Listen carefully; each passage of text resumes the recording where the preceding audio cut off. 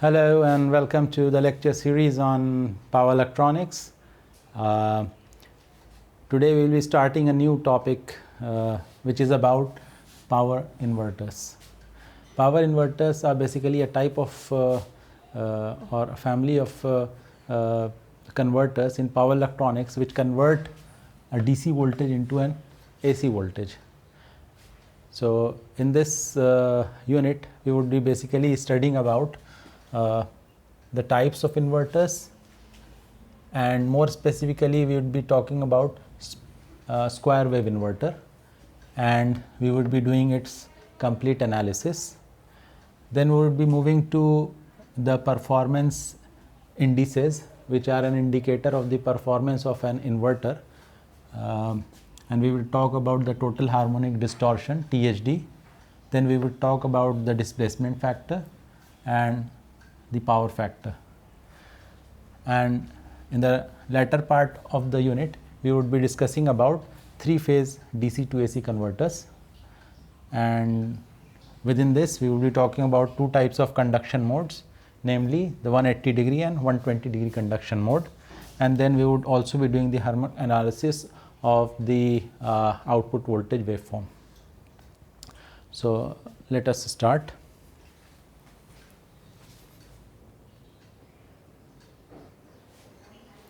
Let's start with looking into the various application areas of power inverters. Power inverters find application in variable speed AC motor drives. So AC motor, say for example an induction motor, we know that the speed control of an induction motor, it depends on the supply voltage as well as the supply frequency. So by carefully varying the two, keeping the ratio of the voltage and the frequency constant, which is normally done in case of which is also called V by F control of the induction motor, we can actually control the speed of induction motor. Okay, and that control of the input supply to the induction motor and the frequency can be achieved with the help of a power inverter. Then power inverters find application in induction heating also, wherein a high frequency AC supply is required. Then we have application in aircraft power supplies. We find application of power inverters in uninterrupted power supply also. So basically an inverter, a simple inverter and a UPS are a bit different. The basic difference lies in the fact that in an inverter a DC voltage is converted into an AC voltage. Okay, while in case of UPS, UPS is basically a larger system which consists of inverter also. It has got inverter as one of the component. Okay, so it basically receives supply from mains and it charges the battery and it supplies the load. The main supplies the load, and when there is a cut in supply from the mains, then the inverter overtakes the operation of supplying the power to the load. Okay, so this is how inverter is different from a UPS. UPS basically consists, it has inverter as one of its component. Okay, then high voltage DC transmission, it is coming up in a big way. We already have transmission lines of the rating of say gigawatt, transferring power from two very distant locations and utilizing the HVDC transmission technology. In HVDC transmission, the power that is generated at the power plants, it is of AC form, so it is first converted into DC with the help of a rectifier, and it is transmitted to long distance, and finally at the receiving end it is again converted into AC, and then some distribution transformers and step down of voltage occurs, and then finally it is fed to the load, commercial as well as the domestic loads. Then the inverters find application in electric vehicles. Okay, so it is also an upcoming area. Okay, and we are basically seeing a commercialization of the technology in electric vehicles now. It has matured since last few decades. Okay, although a lot of research is still going on in this area, and inverter is an integral part of a electric vehicle system. Okay, then for regulated voltage and frequency power supplies, so this is required for drives application or any other application which requires a variable supply and variable frequency for its operation. Okay, so these are the broad areas of applications of power inverters. So let's move forward and try to see the classification of inverters. So let us see how we can classify the power inverters. There are various bases on which a power inverter can be classified, broadly classified into three categories. The first being the type of supply. So based on this, we could have inverters of two type called voltage source inverter, and in short we call it VSI, or the current source inverter, in short we call it CSI. So in a voltage source inverter, the supply is a stiff voltage, so normally a battery. Okay, and it is given to the inverter and then finally to the load. Any type of load is there, but this input voltage, the input voltage is a stiff DC supply. Okay, while in a current source inverter we have got the input as current source, which is normally a battery in series with an inductor, and this ensures that the current that is coming out of the source is a constant current source. Okay, and then we have got this inverter part and finally the load part. So then, depending on the type of commutation, we can classify the power inverter as line commutated inverter or forced commutated inverter.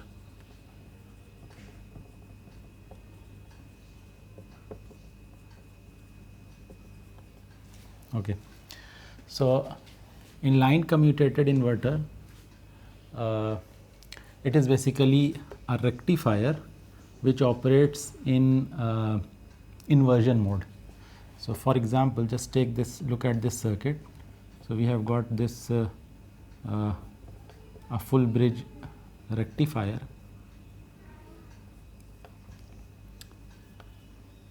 This is a full bridge rectifier, and it is feeding basically an active load. So this is an active load which has got a DC supply. Okay, and these are 4 thyristors, T1, T2, T3 and T4, and the firing angle of T1 is say alpha. Then alpha, if it is kept greater than 90 degrees, we know that the average power transfer is from the load side to the grid side or the AC side if the load is an active load, okay, which is having some DC power supply here. So this is the basic principle of operation of a line commutated inverter. In this, semi-controlled switches like the SCRs are used, okay, which can be turned on with the application of gate signal, but to turn them off, circuit condition should be suitable. That means the current should fall to 0 level ideally, or holding current level, and the reverse polarity appears across the device. Okay. While in forced commutated inverter, we normally go for either auxiliary circuit, auxiliary commutation circuit is there, which normally operates on LC resonance feature. Okay. Or we have got fully controlled devices like your power IGBT or your MOSFET or your power BJT, any of them, which can be turned on or off with the application of the gate signal. Okay. So this will ensure that the device can be turned on and off whenever we wish to do it. Okay. So example of this type is an H-bridge inverter, involving this is your load. Okay. Okay, it is visible. So 4 IGBTs are there, and this is the DC power supply, and these devices are turned on and off in a fashion such that the output voltage appears a square or modified square wave type. Okay. Now let us come to the third category. Let me erase this part. The third category of the inverter is depends on the output voltage waveform, and basically we have what we call the 2-level inverter and multi-level or multi-level, whatever you like to call it, multi-level inverter. In 2-level inverter, the output voltage waveform, it looks like this. So this is the output voltage, plus VDC and minus VDC. So only 2 polarities are there at the output voltage, while in case of multi-level inverter or multi-level inverter, we have got multi-levels at the output. Okay. So this is VDC, 2 VDC and 3 VDC. So we call this 1, 2, 3, 4, 5, 6 and 7. So this is a 7-level multi-level inverter. Okay. Although multi-level inverters require more number of switches to produce such type of waveforms, and many a times it requires multiple DC supplies also. Okay.